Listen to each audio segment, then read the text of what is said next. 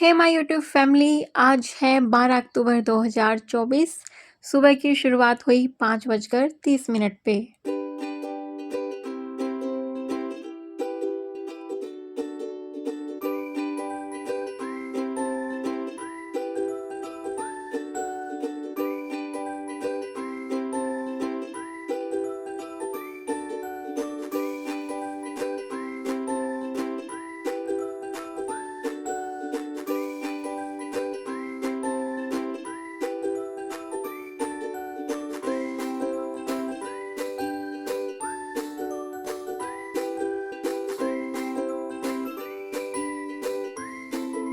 किसी ने मुझे कमेंट किया था कि जब आप सुबह उठ के पढ़ते हो तो आपको नींद आती है क्या? जब मैं सुबह उठती थी, चाहे 3 बजे, चाहे अभी 5 बजे या साढ़े 5 बजे, सुस्ती होती है सुबह-सुबह, उसके लिए ही मैं छोटे-मोटे काम निपटाती हूँ। मैंने पहले भी बोला था कि सबसे पहला काम होता है मेरा बाहर देखना कि कैसा वेदर है, कैसा मौसम है, पेड़-पौधे, हालाँकि आज लाइट नहीं है बाहर। और उसके बाद मेरा होता है काम कि वॉशिंग मशीन लगा देना, भगवान जी के नाम ले लेना, थोड़ा बहुत एक्सरसाइज़ का मूड है तो वो कर लेना, नहीं तो पढ़ाई के बाद थोड़ी-सी एक्सरसाइज़, स्ट्रेचिंग या फिर बाहर वॉक कर लेना। किसी ने पूछा था कि आप राम नाम लिखते हो रेड पेन से, क्या इसी से लिखना चाहिए या फिर कितने राम नाम लिखने हैं? वो आप पे डिपेंड करता है। मैं कभी 1 लाइन लिखती हूँ, तो कभी 10 लाइन भी लिख लेती हूँ। ये डिपेंड करता है कि आप कब कितना राम नाम लिखना चाहते हैं। किसी ने रीज़न पूछा था राम नाम लिखने का, कोई रीज़न नहीं है, बस दिल को अच्छा लगता है। मेरी एक फ्रेंड ने मुझे नोटबुक दिया था और उसने मुझे बोला था रेड पेन से लिखना, तो बस मैंने रेड पेन से लिखना स्टार्ट कर दिया और बस खुद के मन को खुश रखने के लिए, खुद को अच्छा लगता है उसके लिए लिखती हूँ। और फिर मैंने अपनी पढ़ाई को यहाँ पे कंटिन्यू किया, बस पानी का ब्रेक लिया और कोई ब्रेक नहीं लिया था बीच में, क्योंकि आज बेटे की छुट्टी है। तो अभी सुबह तक जब तक वो बाहर खेलेगा और उसके फ्रेंड आ जाते हैं बाहर इस टाइम पे, तो सुबह से लेके और इस टाइम तक मेरे पास पूरा पढ़ाई का टाइम होता है। And oh sorry, I forget to wish all of you a very happy Dussehra. हर व्यक्ति में एक अच्छा और बुरा पहलू होता है। मैं चाहती हूँ कि प्रभु राम आपकी अच्छाई को हमेशा बुराई से ऊपर रखें, क्योंकि अच्छाई की हमेशा जीत होती है। किसी का कमेंट पढ़ के मैं बहुत हैरान थी। उन्होंने लिखा था कि मेरे हस्बैंड ने मुझे डाइवोर्स दे दिया क्योंकि मैं नौकरी नहीं लग पाई। मुझे समझ में नहीं आता यार, ये लाइफ में चल क्या रहा है दुनिया में। और सीरियसली डियर, ये बहुत ही दुखद है अगर सिर्फ एक यही रीज़न है। और रीज़न चाहे कुछ भी हो यार, रिश्ते ऐसे ही नहीं बनते हैं, शादियां ऐसे ही नहीं हो जाती हैं। और सीरियसली मैं कुछ एडवाइस देते हुए भी मुझे सोचना पड़ रहा है आपके लिए कि ये समय खुद ही आपके लिए कठिन है। और सबसे पहले तो आपको खुद को ही समझना है, खुद को संभालना है, कुछ ऐसे लोगों के पास रहना है जो आपके फैमिली मेंबर, जो पॉजिटिविटी आप में ला सकें। और फिर धीरे धीरे अपना रूटीन बनाइए। आपके केस में सिर्फ वक्त ही एक ऐसी चीज़ है जो आपको हील कर सकता है। किसी की बातें, किसी का दिया हुआ मोटिवेशन आपको हील नहीं कर सकता है। बस यही बोलूँगी, थोड़ा सा नई स्किल्स सीखिएगा। जब आप खुद में थोड़ा सा सुधार कर लेंगी, इस सिचुएशन से थोड़ा सा ऊपर आ जाएंगी, तो नया कुछ सीखने का ट्राई करना, अपना गोल सेट करना, ये सबसे मेन ज़रूरी है। और एक चीज़ ज़रूर बोलना चाहती हूँ, हर नई सुबह एक नई शुरुआत है। आज का दिन आपकी ज़िंदगी को बदलने का मौका आपके पास है, तो उस मौके का फ़ायदा उठाइए। मैं मानती हूँ समय बहुत कठिन है, लेकिन जितना जल्दी इससे बाहर निकल पाएँगे, इस सदमे से, इस दुःख से, उतना आपके लिए अच्छा होगा। आज ब्रेकफ़ास्ट में मैंने बनाए थे स्प्राउट और बाकी सबके लिए मैंने बनाया था ब्रेड, जैम, बटर लगा के। लेकिन मैं जो है प्रेफ़र करती हूँ सिर्फ़ स्प्राउट खाना।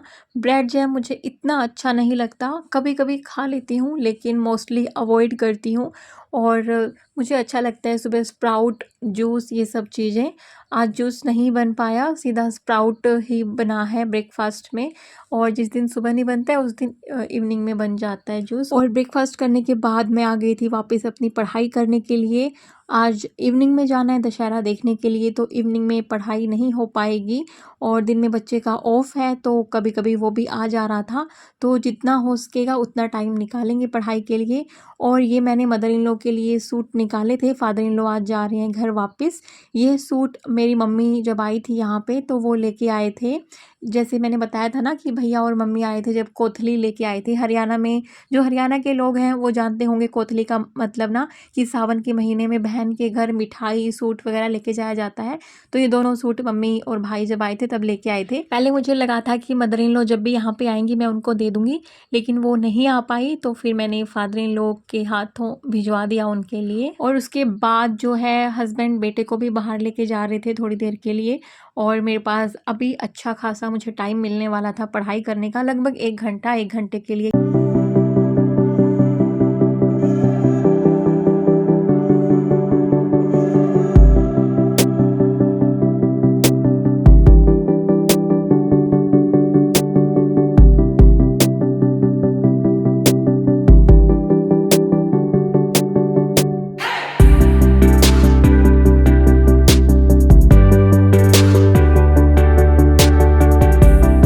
इस 1 घंटे की पढ़ाई के लिए मिल जाए ना ब्रेक तो बड़ा सही लगता है, क्योंकि कभी कभी पढ़ने का मूड भी कर रहा होता है, टाइम भी मिल जाता है।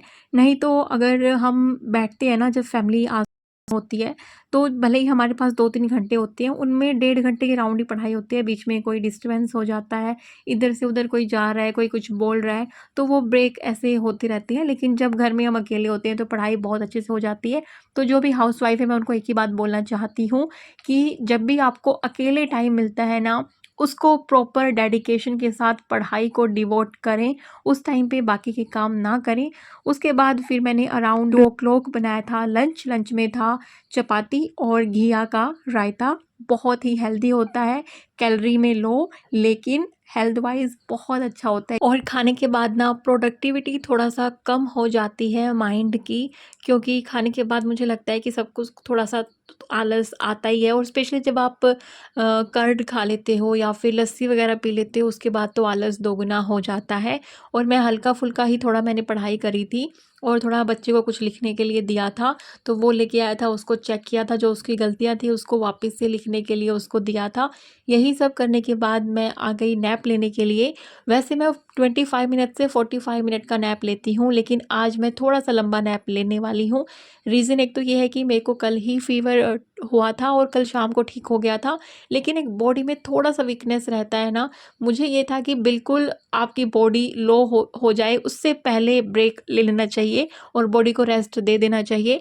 यहाँ पे मैंने अराउंड 1.5 घंटे के अराउंड मैंने यहाँ पे नैप लिया था आज। जब भी हेल्थ का थोड़ा सा भी इशू होता है तो मैं थोड़ा सा अपना जो नैप टाइम है बढ़ा देती हूँ। और ट्रस्ट मी गाइज, जिसकी भी तबीयत खराब होना, उसका उस दिन पढ़ाई ना हो रही हो तो पढ़ाई भले ही कम कर लो, रेस्ट अच्छा ले लो। जैसे मैंने कल बहुत ज़्यादा पढ़ाई नहीं की, लगभग 1-2 घंटा मुश्किल से इतना पढ़ाई हुई थी, बाकी दिन मैंने रेस्ट किया था। और आज भी मेरे को ये था कि ठीक है, मेरे को 6-7 घंटे पढ़ाई करनी है, लेकिन बीच बीच में रेस्ट लेके करनी है। पहली बार हमारे सामने वाले पार्क में ना एक छोटू सा रावण जो है उसकी तैयारी हो रही थी, उसको बनाया गया था। अभी तक उसको खड़ा नहीं किया था, इसलिए आपको दिखा भी नहीं होगा जब मैंने वीडियो क्लिप शेयर किया था, लेकिन डोंट वरी, आपको बाद में सब कुछ दिखाऊंगी, रावण दहन भी दिखाऊंगी। ये हमारी कॉलोनी के पास ही ना काफ़ी बड़े पुतले बनाए जाते हैं। यहाँ पे हम हर साल देखने आते हैं रावण दहन। उसके बाद फिर हम देखेंगे जो हमारे घर के सामने वाला पार्क था। तब तक के लिए आप इस रावण दहन का आनंद लीजिए। हम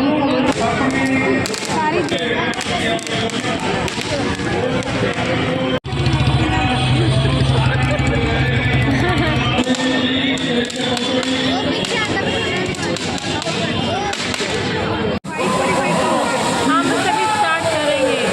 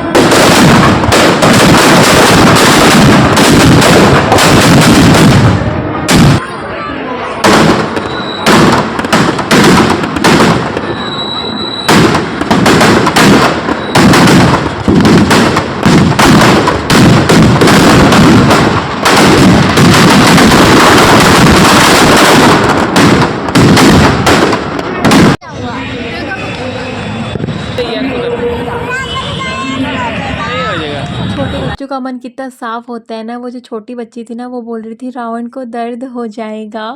और यहाँ पे ये हम हमारे घर के सामने वाले पार्क में आए थे रावण दहन देखने के लिए।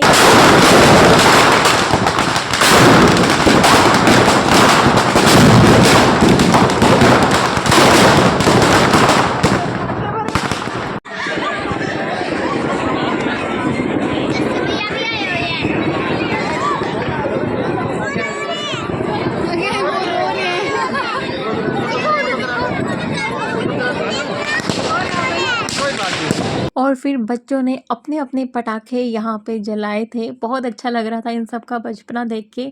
लेकिन हाँ यार, कुछ लोग हैं जिनको अस्थमा, ब्रीदिंग प्रॉब्लम है, उनको ऐसी चीज़ों में बहुत इश्यू होता होगा ब्रीदिंग करने में, तो ये भी एक चीज़ मन में थी।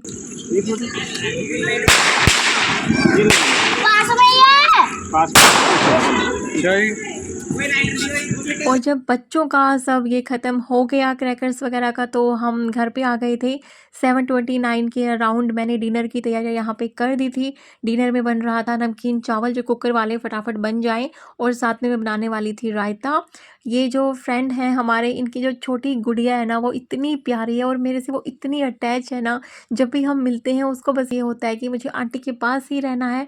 आप आगे देखना क्लिप यार, आज वो मेरे को इतना इमोशनल करके गई है ना।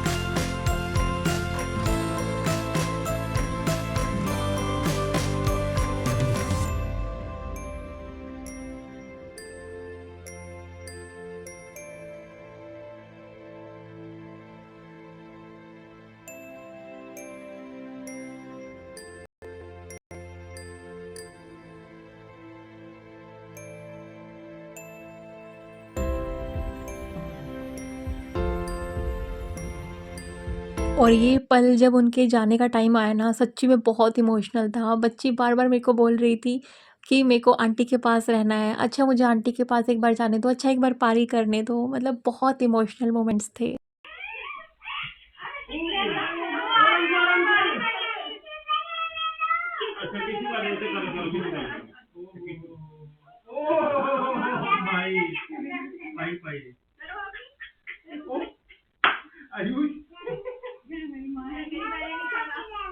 और यहाँ पे ना मुझे बस वही फीलिंग आ रही थी, वो होता है ना एक कि तेरा पहले का मुझसे है नाता कोई, तो ऐसा कुछ फीलिंग आ रही थी मुझे यहाँ पे।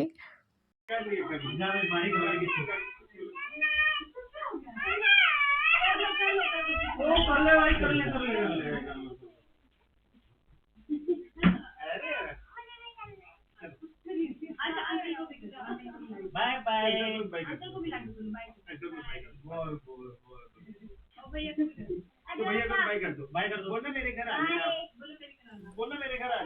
बच्ची सही में इमोशनल कर गई यार, लेकिन इमोशन पे कंट्रोल करके फिर से अपनी पढ़ाई स्टार्ट करनी थी। एक चीज़ जो मैं आपके साथ शेयर करना चाहती हूँ कि मेरे अंदर ना एक चीज़ है जो मुझे लगता है कि सबसे अच्छी चीज़ वही है मेरे अंदर, कि मैं कभी सीखना नहीं छोड़ती।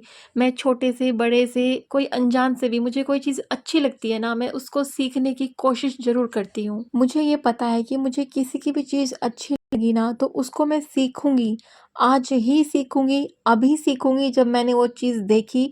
कोशिश करूँगी कि अभी नहीं सीख पाई तो थोड़ी देर बाद, थोड़े दिन बाद मैं उसको इनकलकेट करूँगी अपनी लाइफ़ में।